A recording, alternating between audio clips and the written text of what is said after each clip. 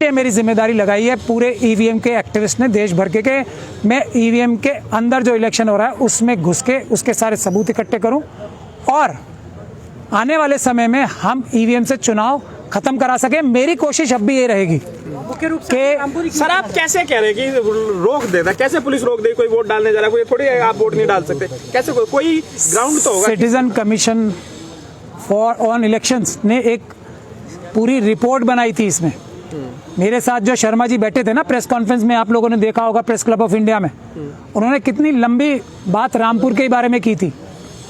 और वहीं से आपके सवाल का जवाब ही आता है कि रामपुर आपने क्यों चुनी? मैंने नहीं चुनी, इतने सीनियर लोगों ने चुनी है कि रामपुर में एक ऐसा मिसाली केस है कि वहां पे वोट ही नहीं डालने दिए गए जनता को, इसलिए रामपुर चुनी। एक बात तो कहता बहुत सारी जगह ऐसी हैं जहां वोट डालने नहीं दिया। नहीं बेशक, लेकिन रामपुर की एक ऐसी सीट थी जिसपे बहुत ज्यादा हाईलाइट हुई है बात। सर आप और उनके अभी इतने बड़े नेता ने, मैं नेताजी का नाम जान के नहीं ले रहा हूँ, उन्होंने चिट्ठी लिखी है ना, वो जेल में अभी, कितना अभी तक हाईलाइट हो रहा है। रामपुर ही क्यों हो रहा है?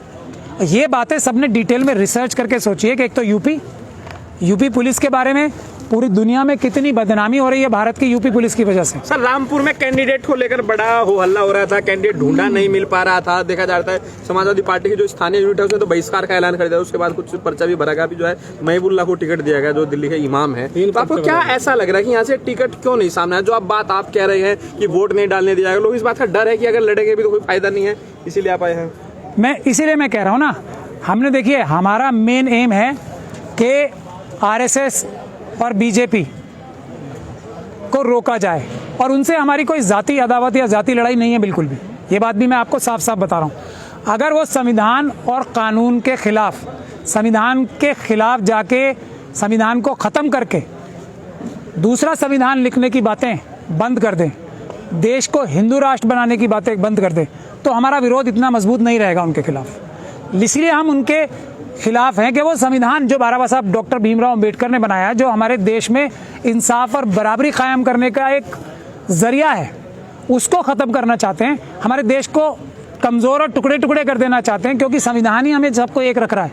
इसलिए हम उनके इसलिए खिलाफ हैं। कल को अगर वो ये बात छोड़ दे अपनी आइडियोलॉजी, तो उनके भी हम इतना खिलाफ नहीं रहेंगे, फिर दूसरे गुण दोषों पे जैसे होता है। लेकिन सभी पॉलिटिकल पार्टीज से हमारे सभी आरटीआई के एक्टिविस्ट ने ये गुजारिश भी की थी कि ये सीट जो कि बीजेपी ने जीती हुई है, ये छोड़ दी जाए। हम लोगों के लिए कोई भी इंडिया गठबंधन का या दूसरा non BJP non RSS party इसमें कैंडिडेट ना दे। मैंने भी अपना नॉमिनेशन भरने से पहले भी ये बात कही थी, अब भी मैं ये दोहरा रहा हूँ। जनता के ऊपर छोड़ रहा हूँ मैं ये बात, और देश के जो हमारे जो हमारे दूसरे बड़े बड़े नेता हैं पॉलिटिकल पार्टीज के भी, जो नॉन बीजेपी नॉन आरएसएस पार्टियां हैं, मैं उनके पर भी ये बात कह रहा हूं कि हम लोग ओपन डिबेट कर लेंगे।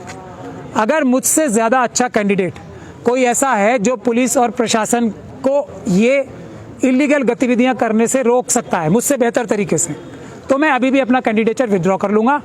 और अगर ऐसा नहीं है तो फिर ये बात साफ है कि आरएसएस और बीजेपी को रोका नहीं जा सकता अब भी रामपुर में, ये बात क्लियर है। क्योंकि अगर पुलिस प्रशासन ने पिछली बार की तरह वोटिंग परसेंटेज इतनी रखी, और एक जहाँ पे वीकर सेक्शंस हैं, जहाँ पे माइनॉरिटीज़ और शेड्यूल कास्ट कम्युनिटी के लोग रहते हैं, वहाँ पे एकदम वोट ही नहीं डालने दिया गया, बाकी जगह डालने दिया गया, तो ये भी हारने की गारंटी है रामपुर के। तो बुनियादी बात यहाँ पर क्या है कि ऐसा कैंडिडेट चुनना चाहिए जो इस प्रकार की ईवीएम की धांधली रोक सके। दूसरा, ये जो वोट ना देने की जो यहाँ पे एक पिछले सालों में एक वोट देने से रोकने की जो इलीगल क्रिमिनल एक्टिविटीज़ प्रशासन और पुलिस करता है, उसको रोकने के लिए जो भी बेस्ट कैंडिडेट है उसको चुन लिया जाए। मैं अभी भी अपना कैंडिडेचर विड्रॉ करने के लिए तैयार हूँ, लेकिन अगर ऐसा नहीं हुआ, बेस्ट कैंडिडेट नहीं चुना गया, तो बीजेपी 100% यहाँ से जीत चुकी है। मौलाना मुहिबुल्लाह नदवी यहाँ से लड़ रहे हैं, असीम राजा यहाँ से लड़ रहे हैं, उसके अलावा जीशान खान यहाँ से लड़ रहे हैं, और अब महमूद पराचा भी यहीं से लड़ रहे हैं। 4 मुसलमान एक ही सीट से खड़े हो रहे हैं, और अभी आगे पता नहीं अभी तक कितने नाम और सामने आ जाएंगे। तो आप कैसे इसको देखते हैं? क्योंकि आप लोग कहते हैं कि भाई AIMIM आ गई, इसने वोट काट डाले, उसने वोट काट डाले, यहाँ तो आप चारों खुद मुसलमान खड़े हैं एक ही सीट पर। शुक्रिया ये सवाल पूछने के लिए। देखिए, कल तक जो चर्चाएं चल रही थी जी, इमाम साहब का नाम नहीं था उसमें, ठीक। तो अब हम लोग तो अनाउंस कर चुके थे, तो शायद ख्याल रखा जाना चाहिए था। अगर कैंडिडेचर विड्रॉ भी नहीं करना था तो भी शायद इस बात का ख्याल रखा जाना चाहिए था। लेकिन कोई बात नहीं, हमारी किसी से नाराज़गी नहीं है। लेकिन बुनियादी बात मैं आपको बता रहा हूँ, चाहे कैंडिडेट किसी भी धर्म से हो, रामपुर में ख़ास तौर पे इस बात का एस्टेब्लिश प्रूफ है। पहली चीज़ जो चाहिए यहाँ पे, वो जो वोट देने ही नहीं दिया जाता अपराध करके प्रशासन और पुलिस द्वारा, उसको रोकने के लिए कौन सबसे मजबूत कैंडिडेट है, ये होगा तय करने वाली बात। सर, जीत के इस्तीफा देंगे आप? जी, जीत कर भी इस्तीफा देंगे, ऐसे भी वायरल होने पर। वो मैं उसको करेक्ट कर दूं, मैंने क्या कहा है आप देख लीजिएगा मेरी बात, क्योंकि मैं लफ्ज़ कोशिश करता हूं तोल के बोलूं, कोई ऐसी बात ना बोलूं जो मैं पूरी ना कर सकूं, तो मैं उस पर बता रहा हूं। तो बुनियादी बात है कि इलेक्शन शुरू होने से पहले ख़त्म हो जाएगा अगर कोई ऐसा कैंडिडेट नहीं है। इसलिए हम में से बैठ के बात कर लें अभी भी हम। अगर लोग ये समझते हैं कि इमाम साहब मुझसे बेहतर पुलिस प्रशासन से मुकाबला करके उनको पीछे हटा सकते हैं कानून और संविधान के जरिए, तो बेशक मैं उनके हक में विड्रॉ कर लूँगा कैंडिडेचर। मैं अभी भी आपको कह रहा हूँ। अब मैं आपकी बात बताता हूँ, इस्तीफे वाली बात। मैंने जो कहा था वो ये कहा था कि ईवीएम की लड़ाई है। बुनियादी बात ये, पूरे देश में ईवीएम की लड़ाई हो रही है। 20% के करीब वोट झूठे एक पर्टिकुलर पॉलिटिकल पार्टी और एक पर्टिकुलर पॉलिटिकल ग्रुप छीन लेता है दूसरे की जेब से, दूसरे के वोटों में से।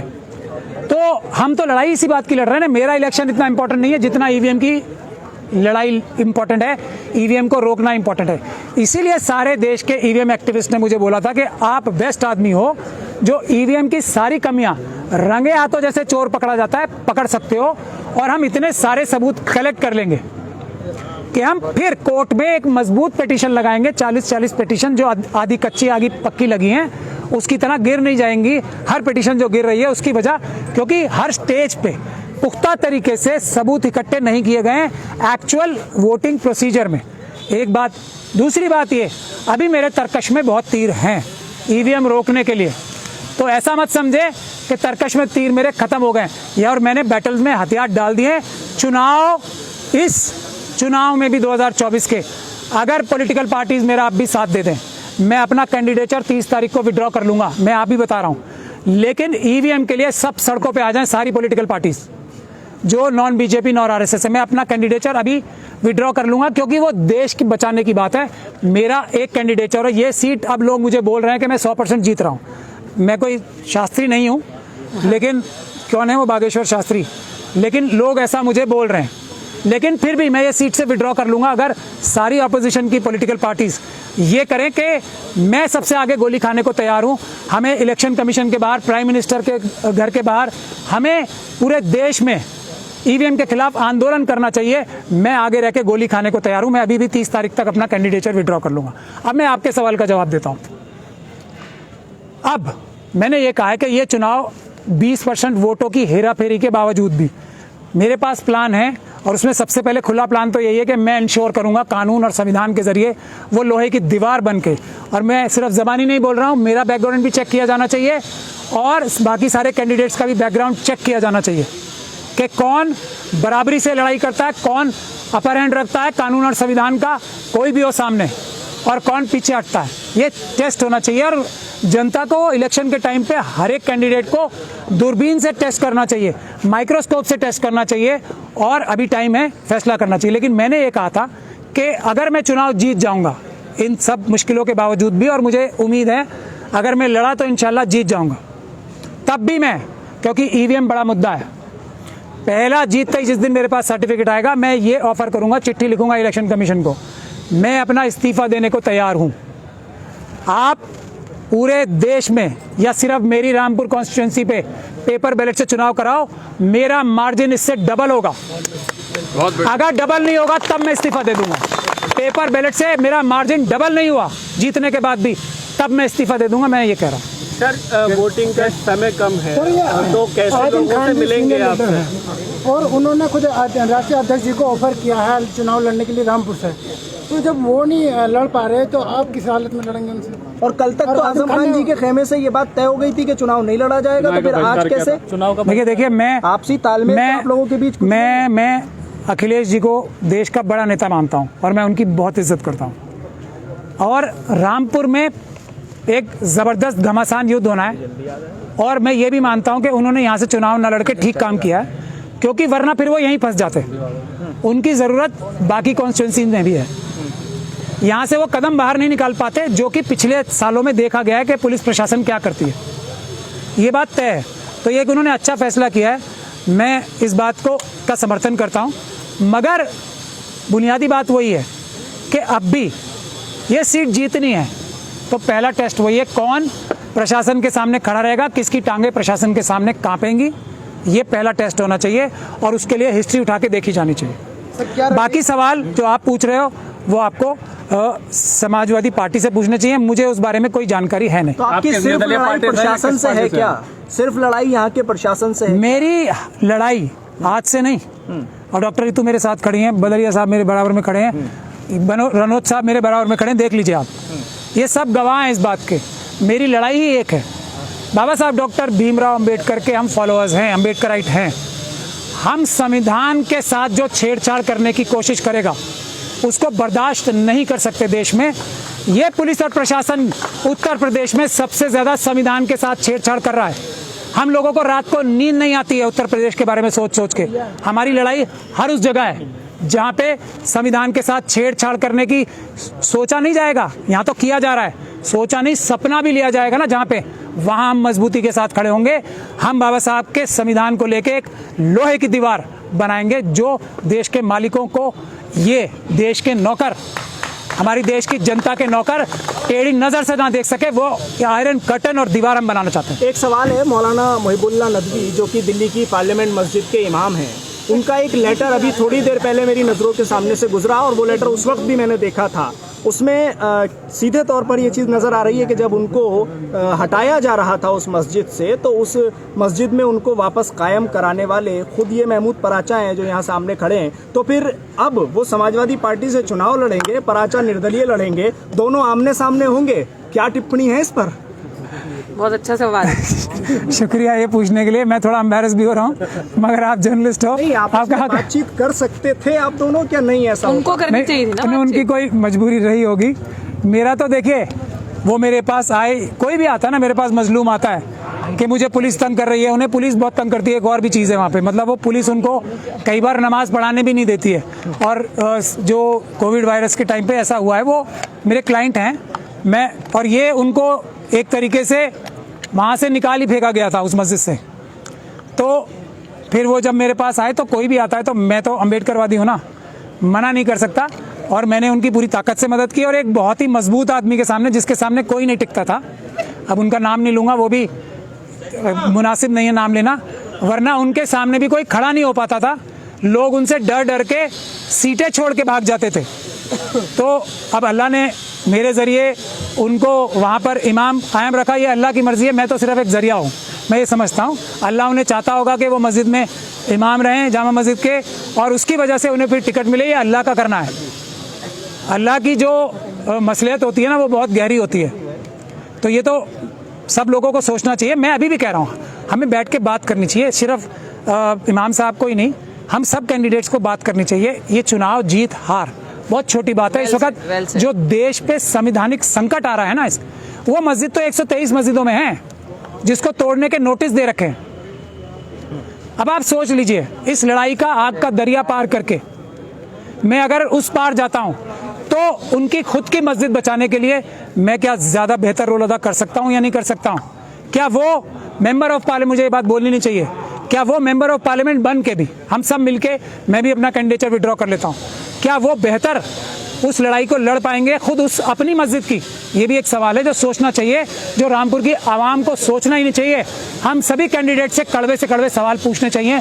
ये भी एक मैं पैरामीटर तय करना चाहता हूँ। इसीलिए मैं आपका साहिल साहब, ऋतु ने भी आप मेरे से बोलने से पहले ही तारीफ कर दी आपकी। जितने कड़वे से कड़वे सवाल हैं आप पूछे, उसी से जनता को पता लगेगा कौन आदमी क्या है, कौन आदमी कितना लायक है या नालायक है। एक आखिरी सवाल मैं अपनी तरफ से पूछ लेता हूँ। पराचा साहब, कुछ लोग ये भी कह रहे हैं कि ये कहीं ना कहीं बीजेपी की एक बड़ी साजिश हो सकती है, महमूद पराचा का रामपुर के चुनाव में उतरना। साजिश तो है बीजेपी की रामपुर के चुनाव में, 100% साजिश है। लेकिन महमूद पराचा के उतरने से साजिश में बहुत बड़ा अड़ंगा लग गया है। अब इतनी आसानी से ना जीत पाओगे अमित शाह जी, गारंटी देता हूँ, ये मेरी गारंटी है, मोदी जी की गारंटी नहीं है। बिल्कुल। अब ना जीत पाओगे इतनी आसानी से, मैं हूँ, याद रखना अमित शाह जी, मैं हूँ, याद रखना। महमूद की गारंटी। अब देख लीजिए 56 इंच की छाती तो मैं बता नहीं रहा हूँ, ये गारंटी दे रहा हूँ कि यहाँ संविधान चलेगा। झूठी बात तो मैं करता नहीं हूँ, 56 इंच की छाती और 2 करोड़ नौकरियां और वैसी बात तो मैं करता ही नहीं हूँ ना। सर वोटिंग में 15 लाख रुपए भी, बहुत सारी चीजें हैं। एक सवाल बेटी भी बचा रहे हैं, वो हाथरस की बेटी, मुझे याद आ गया, ये जो रामपुर का बेटा मारा है ना, उसका केस मैंने डाल रखा है। सारा प्रशासन सुन ले ध्यान से, 8 तारीख को हियरिंग आ रही है। ये जो रामपुर का बच्चा मारा है ना, और उसमें तब मारा है कि PIL पेंडिंग थी, जो हाथरस की बच्ची का रेप और मर्डर हुआ था, उसमें कोर्ट से डायरेक्शन हम लोगों ने कराई थी कि अंत्येष्टि होगी तो परिवार वालों की मर्जी से और उनके सहयोग से और उनके हिसाब से होंगी, उनकी इज्जत के साथ अंत्येष्टि होगी। रामपुर में दोबारा वही काम किया, पहले गोली मारी, उसके बाद खुद लाश जला दी। 8 तारीख आ रही है, इलाज होगा बाबा साहब डॉक्टर भीमराव अंबेडकर के संविधान से, ऐसा इलाज होगा, नौकरी करने लायक नहीं बचेगा जो संविधान तोड़ेगा, कानून तोड़ेगा। क्या रणनीति सर, क्या रणनीति रहेगी आपके रामपुर चुनाव लड़ने की रणनीति? क्या इतनी जल्दी आए आप और एकदम कैसे रणनीति बना पाएंगे, कैसे? रणनीति तो मैंने बता दी ना, प्रशासन, मैं चुनाव लड़ रहा हूँ यहाँ से, प्रशासन एकदम अटेंशन होके, संविधान, इलेक्शन कमीशन, सारे ऑफिसर्स संविधान और कानून के हिसाब से काम करें, संविधान और कानून तोड़कर अपराध ना करें, यही मेरा स्ट्रैटेजी है। उसके बाद जनता खुद जानती है कौन इस सीट के लिए अहल है, कौन नाअहल है, लेकिन ताकत का इस्तेमाल मैं नहीं होने दूंगा अगर मैं जिंदा हूँ।